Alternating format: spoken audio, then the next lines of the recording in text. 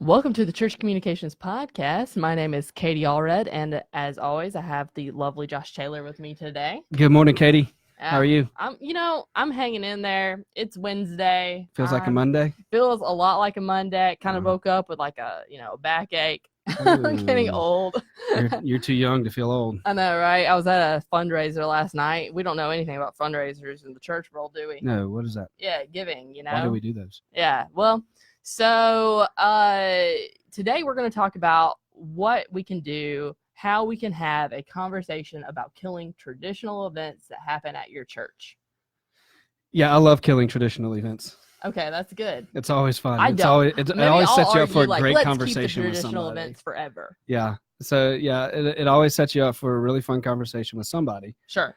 Because any event that you're going to kill is a pet project for somebody. It is something that somebody is passionate about and that somebody really cares about. Or maybe like their grandfather started it or something. Yeah, like, which would bring in the sentimental value to it. There's a lot of emotions connected to a lot of different events, especially if you're an established church that's been around for a long time. Right. Which I would imagine that most of the people listening to this are a part of. Right. And so, yeah, killing these events, there's a lot of benefits from it. You pulled up an article from Church Marketing Sucks that you had shared the other day. So thank you guys for the great article. Kevin. He wrote a great article. And so we had some thoughts on that and just really, how do you have that conversation? Yeah. Because a lot of us are not in the position to make the decision to cut the event, but we can maybe help start the discussion. And sometimes it's an uncomfortable discussion, but somebody's got to do it. Somebody's got to have the conversation. Yeah. So talk to us a little bit about because a lot of times these might be costly, Oh yeah. And that's why it's like, why are we doing it? So, all right, we're going to jump into the questions. Yeah, well, jump in. Yeah, kind of give an overview of the article that Church Marketing Sucks did, and then we'll jump into some of the questions. Okay, so the article, it went over just like killing some basic like traditional events that your church may have, like a pancake breakfast, or they had an example of a chocolate festival or something that maybe your church has. I might not kill that one. I know, that sounds great to me, but maybe you don't want to do that anymore because you've been doing it for 100 years and nobody's coming. But so the article gave some really great benefits of killing a traditional event. So the benefits that they gave were is it opens the way for new ideas. So if you've always been doing the chocolate festival, how can you open yourself up to a better festival than chocolate? Because communities change, and so maybe the chocolate festival was super popular 20 years ago, but everybody's on keto now, and so it's all dark chocolate, and so maybe we need to maybe you should do a dark chocolate festival. I don't know, a dark chocolate festival or a fat festival, maybe a yoga festival with goats, like yoga goats. I don't know. There you go. That's like a big thing today. So like maybe that's not working anymore in your community as an effective means of outreach. All right. So it opens the way for new ideas. The second benefit they gave was it can re-energize and reinvigorate your church, which I think is that's an amazing benefit, right? Like that you can get people interested in doing outreach again by doing a different event that they have to think through differently. Like they've always, you could say like Sue Beth has always done the chocolate festival and she's always worked the booth where we dunk the apples or something. Well, sometimes to get your church out of a rut, you want to switch things up a little bit. Yeah, you got to work on doing things differently than you've done them before. And then the next thing that they had, the next item is it can bring new people into the process. So if you have some people who are like, well, I don't cook at all, so the pancake festival, the pancake breakfast or the chocolate festival is not going to be for me because I don't have any interest in food whatsoever, which, let's be honest here, all church things are about food. So no matter what, you're probably going to replace this with another church food thing. That's fine. But perhaps they didn't have an interest in this at all. They felt like this was hoity-toity or whatever. But this, if you give them a different idea, regardless of what it might be, hopefully that means that they're interested in coming and participating, and maybe that brings more people from your community into the process. They're definitely their last point. I think their best point is it offers a chance to rest and reset. So by killing an event and not replacing it, it offers a chance for you and your team to take a break. Yeah, and to me, that's my favorite one. Like you said, I think it's the best idea that they have there in killing events, because our church staff can get so like we get into the season where we say, man, Christmas is going to be really busy. Right. And Easter is going to be really busy. I can't wait for things to slow down in the summer. And then we get to the summer and it's like nothing slowed down. Right. Because we're just full of events and we're full of doing stuff. And I think that if we can start having the discussions of, okay, is this worth it? Or are there some things that we can focus more of our time on and do better? But these things that are not as important are taking our energy away. Right. So yeah, that to me is the best one, because we can burn our staff out really quickly by doing a bunch of stuff that just doesn't seem to matter anymore. Right. So some of the thoughts that I had when you are going to have this conversation, again, like we said earlier, this could be a very delicate conversation. There can be emotions involved. Somebody is probably going to get their feelings hurt. Yeah. And so we really want to just ask the questions. And so for church communicators, we're going in with marketing materials. So maybe we've got to write some copy for it. Maybe we need to do some graphic designs, something like that. How is this going to look on the website? What are our announcements going to look like? And so there are questions that you can ask that can really get people start having these discussions by you just simply coming in and asking a few marketing questions like, what is the problem that we're trying to solve with this event? So we're doing a men's pancake breakfast. What is the problem we're solving with the pancake breakfast? Right. And have people start asking that question and having that conversation, because one of the ways that you can get people to come to an idea or to go through with an idea is for them to feel like it's their idea. Right. It's got to be theirs. Yeah. And so maybe they talk themselves into it and they're trying to figure out the answer to these questions. They're like, you know what? I'm not sure what the problem is. Right. That we're trying to solve with this I don't remember why we even came up with this idea in the first place 20 years ago. We just always done it. Yeah. So I feel like we have to always do it. Well, that's like the definition of insanity. We're just doing something over and over again, regardless of if it's working or not. So they ask the question, okay, I'm not sure, what the problem is we're solving. So that leads them to start thinking about, okay, why are we doing this? And so then we need to define, what does success look like with this event? So what is the hopeful outcome of this event? If we're going to do this event, what do we want to see people walk away with? Whether it's some sort of a life transformation, maybe it's some sort of an application, maybe we want to see this happen in relationships or community or spiritual growth, whatever it might be. How do we define that? And so what does success look like? And if we can't come back and really define what does success look like, then it leads us to the question, why are we doing this? And so again, you're bringing people to that question.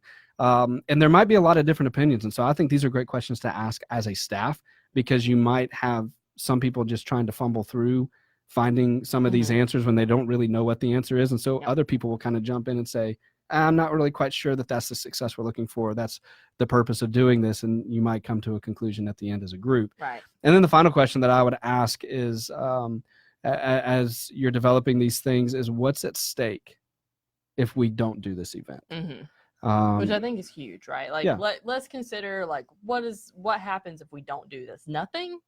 If nothing happens, then why are we doing it? Exactly. Yeah. Would it matter if we didn't do this event? And I think that's a really important question to ask. Honestly, I think it's an important question to ask in anything that we're doing. What is at stake if we don't do this? Because sometimes there's nothing really at stake. And if there's nothing at stake, then our energy can probably be spent better elsewhere. And money. Yeah. Yeah, I think it's a stewardship. Absolutely. Yeah. So what kind of traditional events have you killed in the past? Oh my goodness, put me on the spot here. I know, right? I've killed a men's breakfast. You have killed a men's breakfast. Yeah, because there's a lot of men's breakfasts. Like what is, women don't get, we're like, no, I think I'm going to sleep at 7. Well, we had a women's breakfast too. And the women's breakfast was doing pretty well. The men's breakfast we killed because there wasn't a lot of participation in it for a while. It was kind of a second thought for our staff, and we really felt like if we're going to do this, it needs to be more important than that, because our men were really important. The building the relationships amongst men in the church was really important to us. But it was too important for us to do something halfway. And that's kind of how we were approaching the men's breakfast for a while, because we were so busy. The volunteers that were doing it were so busy. They had full-time jobs, and it was just a busy season for a lot of those folks. And so we killed it for a while. I think over a year we killed it, and then we brought it back, but we brought it back with more energy. Well, there you go. So, but it just wasn't worth doing halfway. Yeah. I haven't really seen a ton of traditional events killed in my lifetime where, like, if I went back, even my home church, right? My home church is like 200 years old. We had some traditional events like homecoming, but nobody's like y'all had a dance? homecoming. No, like No. Was there a football game? No, it's not like that at all. Okay. It's more like and it's like the photo booth. It's the church's anniversary. Oh yeah. Oh yeah. Okay, I've seen this. Okay, yeah. We call it we didn't have those homecoming in the good Southern Baptist tradition. When I think of homecoming, I just think of like the 8th grade dance or something. School. Yeah, no, it's like inviting you to come home. Oh, okay. That's like the point. Yeah. But yeah, so nobody's killing homecoming.